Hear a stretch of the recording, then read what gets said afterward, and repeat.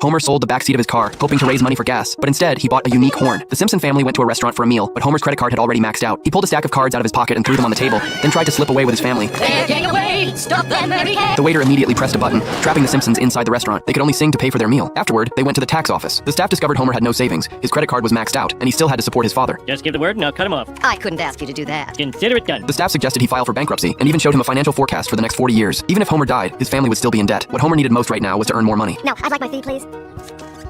Hey. I know you're not a deaf mute, Mr. Simpson. We've been talking for the last 20 minutes. Homer threw out another stack of credit cards and dragged Marge away in a hurry. At lunchtime, he drank several bottles of beer, gathering courage to go to Burns and ask for a promotion to solve his financial crisis. By coincidence, Burns showed up. Homer took a sip of beer and walked up to offer to help Burns carry food. Then he asked for a promotion. Burns immediately refused, telling him to throw the pudding at Lanny. Homer refused until Burns offered him $4. Ow, my eye! I'm not supposed to get pudding in it! Burns raised the offer to $8, and Homer immediately threw the pudding hard at Lanny. Burns gave him a prank job involving monkeys with a very generous salary. Burns hated the comic book shop owner, so Homer walked into his store, spent $20,000 buying comic books, tore them up on the spot, and ate the pieces. What are you doing? Do it fair! Burns was very pleased with Homer's performance, tossed him a big pile of cash, and Homer had to kneel down to pick it up. Go! Next, they went to the public restroom. Homer took off all his clothes and pretended to be a child. His performance disgusted everyone, and he even passed out himself. Here you go, monkey.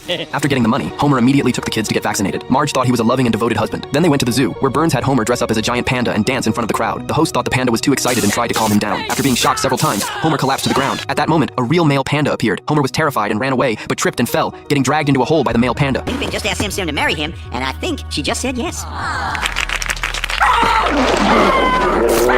While the panda was sleeping, Homer tried to climb over the fence to escape, but got stuck halfway. A group of skunks attacked him, You gotta call.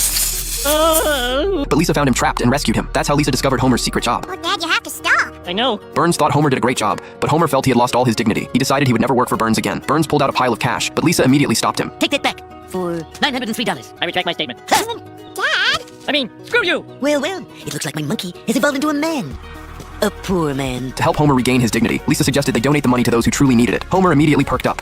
Hey, what happened to... Oh, good Lord, what a week! He used the money to buy all the toys in the mall and donated them to children left behind. The staff called him the real-life Santa Claus and invited him to be the main character in the Thanksgiving parade. His family was incredibly proud of him. Wanna rehearse that?